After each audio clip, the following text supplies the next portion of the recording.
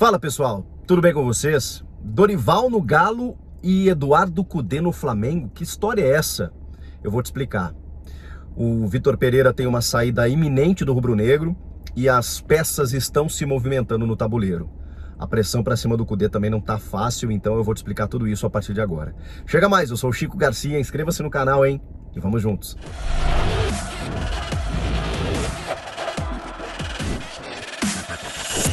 Pessoal, o ambiente não é dos melhores, o áudio também não, né, do que a gente está acostumado, mas a informação tem prioridade. A segunda-feira começou às vésperas do Campeonato Brasileiro, com dois dos maiores clubes brasileiros, inclusive candidatos a conquistar o Brasileirão e os títulos consequentes, né, como Copa do Brasil e Libertadores, pressionados e com possibilidade de mudanças nos seus comandos técnicos. Estou falando de Flamengo e Atlético Mineiro.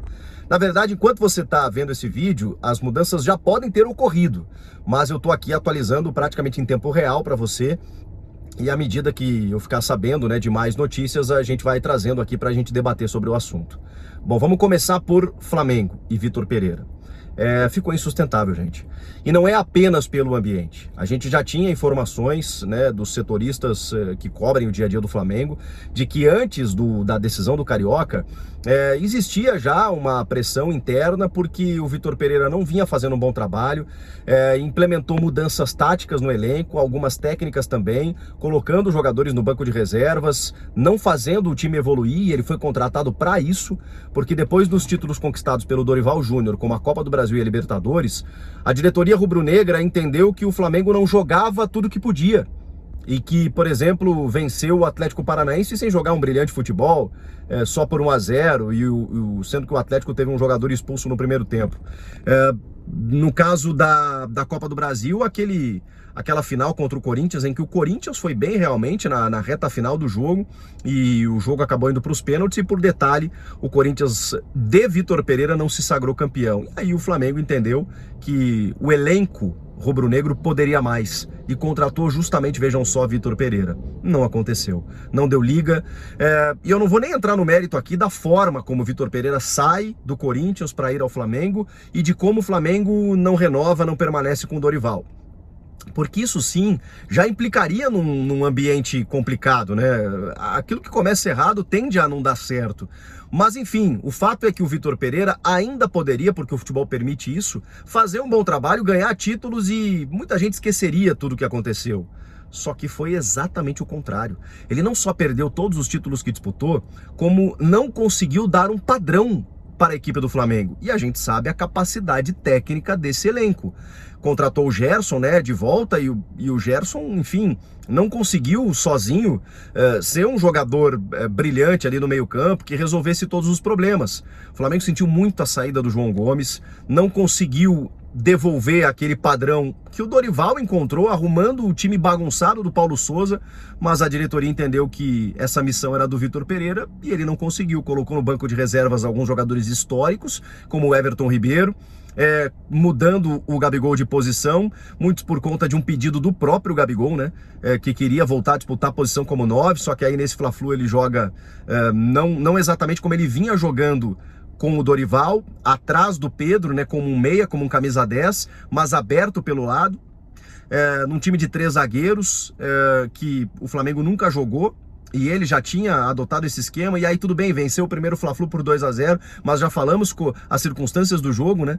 O Flamengo entrega a bola para o Fluminense desperdiça muitas oportunidades no primeiro tempo, e depois da expulsão acaba confirmando o resultado, porque o Ayrton Lucas também está jogando bem, e o Pedro é um matador. Enfim, o Flamengo poderia vencer o jogo como venceu, mas jogou bem, convenceu, jogou bem os dois tempos, vai para uma Libertadores com um time reserva. O atual campeão da Libertadores foi para a altitude com um time reserva, tendo conquistado uma vantagem no jogo de ida do estadual. Não tinha nenhuma necessidade de fazer isso e perdeu para o estreante Alcas. Então assim, um festival de péssimos resultados, de más atuações e o ambiente implodindo, né? As informações davam conta de que ele estava já isolado, né, no processo. O Gabigol, obviamente, né, quando você percebe que mesmo o jogador que lá atrás defendeu, porque ele disse, né, quem tiver aqui a gente vai abraçar, que é o papel de um líder do elenco como o Gabigol, mas depois ele mesmo acabou sofrendo com isso, né, porque o técnico ele também potencializa jogadores. A gente está vendo isso em outras equipes aí, como alguns treinadores fazem bem para alguns atletas, e o contrário também é verdadeiro. Então o Vitor Pereira não conseguiu nada no Flamengo. Só que a diretoria, que cometeu o maior erro, na minha opinião, ela tem um ego muito grande. Então demitir o Vitor Pereira já no primeiro insucesso, seja lá da Supercopa, do Mundial, que não chegou nem na final, ou mesmo da Recopa para o Independiente Del Valle, e por mais que o Del Valle seja uma equipe valorosa do continente, não se compara com esse Flamengo que foi montado de forma milionária.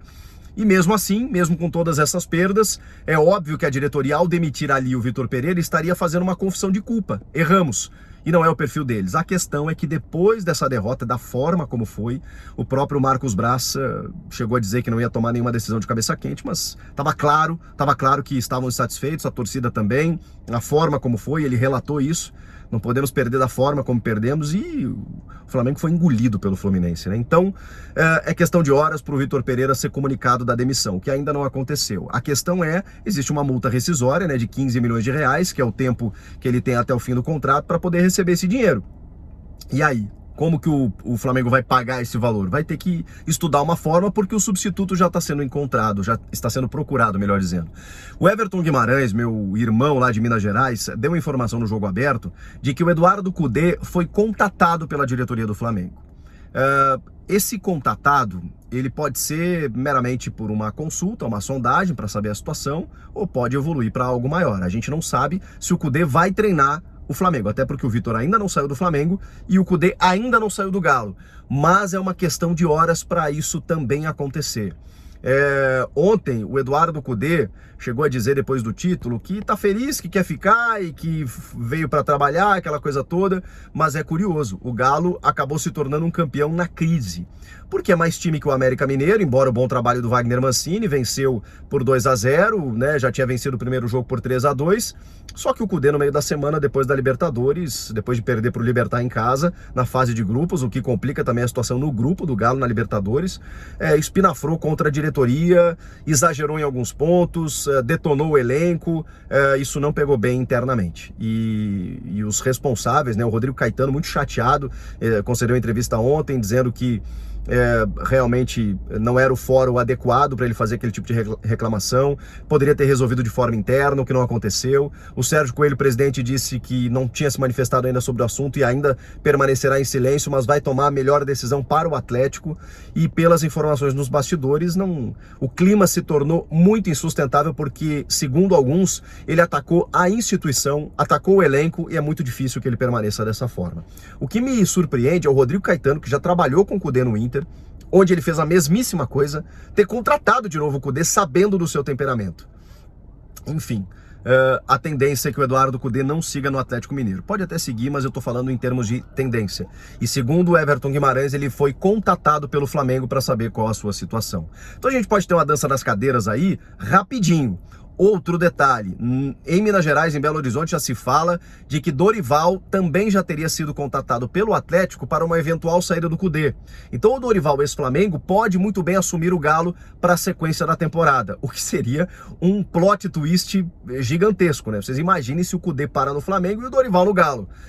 E pode acontecer, pode muito bem acontecer. Agora, segundo o Eric Faria, repórter da TV Globo, muito bem informado, o plano A do Flamengo, embora tenha contatado o Cudê pela informação do Everton, é ainda Jorge Jesus. A questão é que o Jorge Jesus está empregado no Fenerbahçe da Turquia, caiu da Liga Europa, está em terceiro no Campeonato Turco, mas tem jogos a menos para disputar em relação ao Galatasaray e o Besiktas, pode muito bem chegar na frente, ainda restam rodadas para disputar, ele tem contrato até o dia 31 de maio, mais 50 dias de contrato, e segundo os jornais portugueses, o Fenerbahçe deu uma pressão, assim, deu um prazo para que ele responda até o final deste mês de abril se ele vai renovar ou não. Se o Flamengo quiser o Jorge Jesus agora, nesse momento, vai precisar pagar uma multa, mas vai esperar até o dia 31 de maio, não pode ficar 2 meses sem treinador.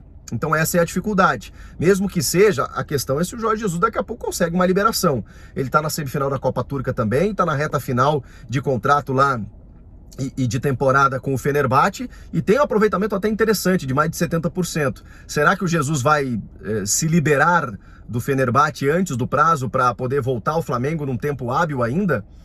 Será que o Jorge Jesus é a solução? Isso até vou deixar para outro vídeo, porque quando anunciar, quando confirmar, a gente fala sobre isso.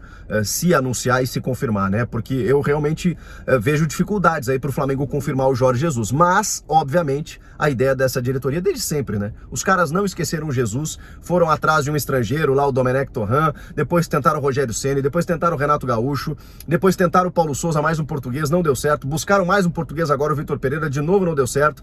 E vejam só, os brasileiros campeões, Rogério Ceni e Dorival, foram simplesmente demitidos. Enfim, e tem o Jorge Sampaoli, né? O Jorge Sampaoli, o argentino que está sem clube, desempregado e que goza de prestígio com o presidente Rodolfo Landim. A questão é que o Sampaoli é um maluco, tal qual o Eduardo Cudê, né? Vai chegar pedindo reforço, vai chegar brigando com todo mundo, resultado ele dá, né? De certa forma, né? Ah, mas no Santos, o Santos era melhor do que é o que é hoje, mas não era um Santos para poder brigar por títulos, e ele fez o Santos jogar bem, jogar de uma forma envolvente e tal. Enfim, o Sampaoli, o sonho do Sampaoli era treinar o Flamengo, né? Chegou a definir casa no Rio quando ele sai do Santos para ver se a coisa acontecia, e não aconteceu. Acabou pegando o Atlético Mineiro, brigou com todo mundo e saiu. Esse é o Jorge Sampaoli, que deixou o Sevilha aí nos últimos dias e tá sem clube. Tudo isso tende a acontecer de alguma forma nas próximas horas. E aí é óbvio que eu volto aqui para atualizar vocês. E aí? Quem deve assumir o Flamengo? Quem deve assumir o Atlético? O Cudê vai mesmo sair?